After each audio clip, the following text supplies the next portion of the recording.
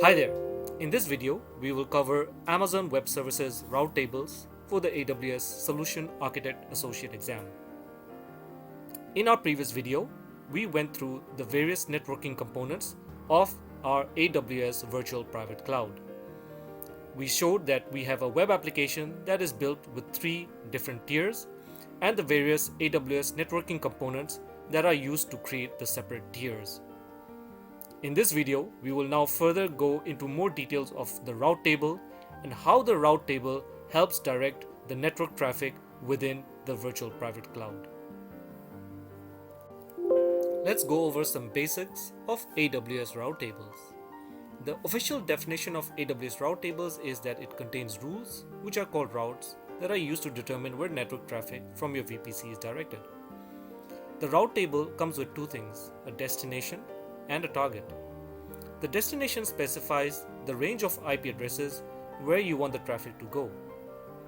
The target contains the gateway or the network interface or connection through which to send the destination traffic. There are 2 terminologies used for route tables. One is called main route table, another is called custom route table. When you create a default virtual private cloud, your default VPC comes with a default route table, which automatically becomes the main route table. You can replace, but you cannot remove a main route table. So you're allowed to convert your customer route table into main route table later. A default VPC comes with an internet gateway and public subnets. Your non-default virtual private cloud also comes with an implicit router.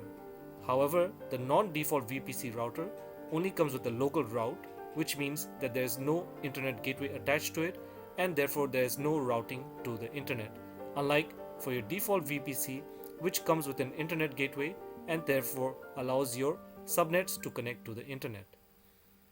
A custom route table is basically a route table that you create for your VPC. A custom route table is always empty and you add routes as needed.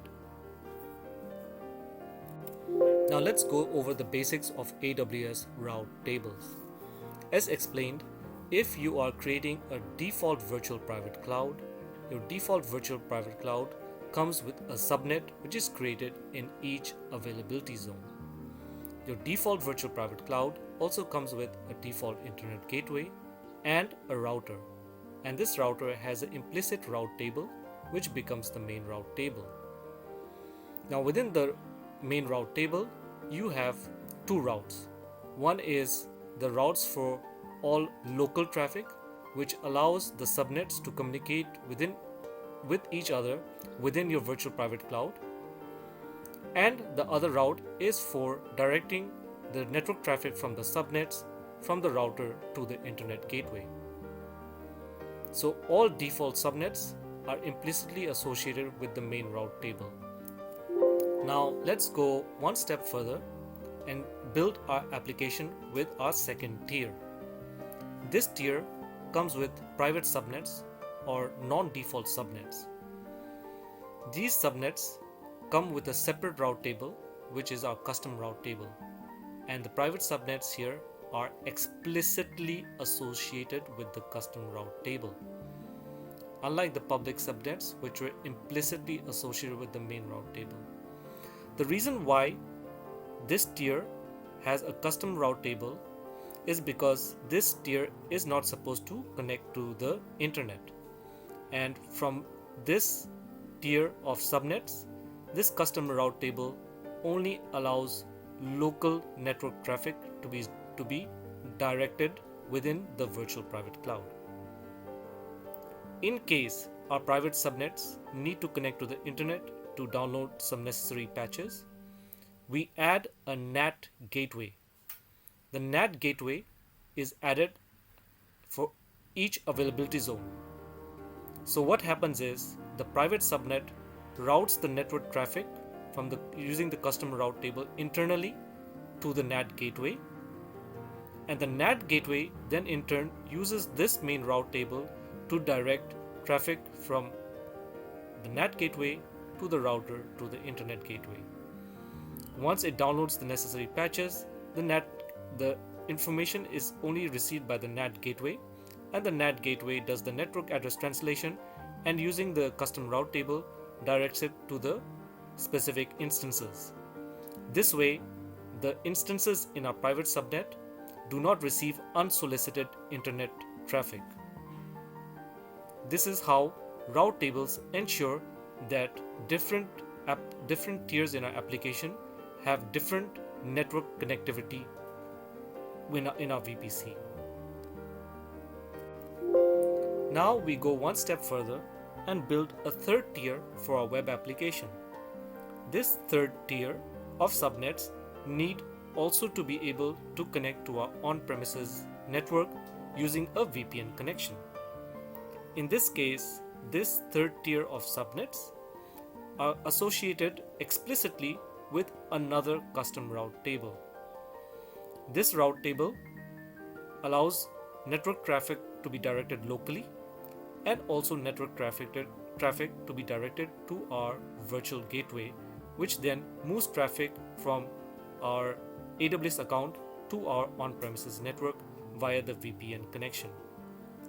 So as you can see, this is how we can have different tiers and different subnets having either an implicit association with a route table and specific tiers of subnets having explicit associations with different route tables to control how network traffic is directed within the VPC and outside of your VPC. So as mentioned earlier, the three public subnets are implicitly associated with your main route table, which has internet gateway connectivity in its route. The second tier, which is only supposed to receive local network traffic, is associated explicitly with this custom route table, which has only local network traffic. And the third tier of our subnets, which need to have both local network traffic as well as connectivity to our on-premises network, have a route to our virtual gateway over here. And as mentioned, while each subnet needs to be associated with each subnet can be associated with only one route table. However, you can associate many subnets with that same route table. Finally, to repeat some important exam tips.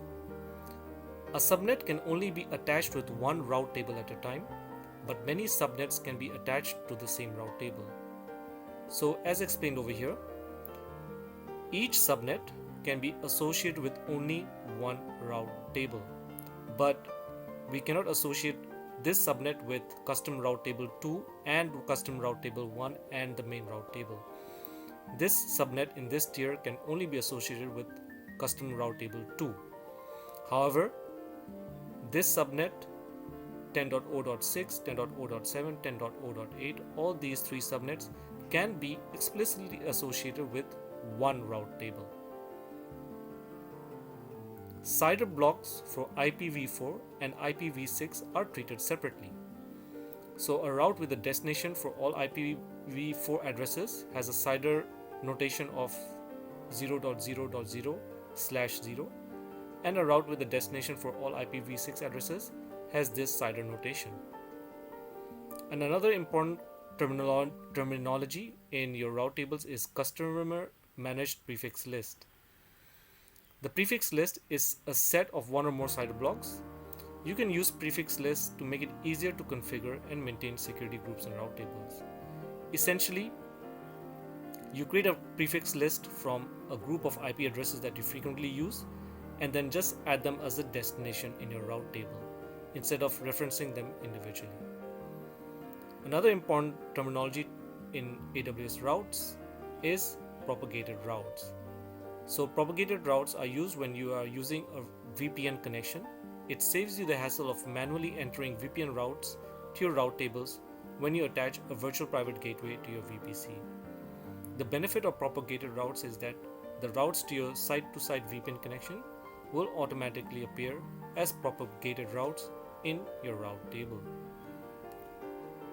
This brings us to the end of our explanation video. In our next tutorial, we will go over another essential aspect of VPC components, which is how to connect your subnets to the internet via Internet Gateway, NAT Gateway, Egress Only Gateway, and another component of the Internet Gateway, which is your elastic IP address. We hope you like this video, and if you like the video, please subscribe or hit the like button and keep tuned for the next video. Thank you.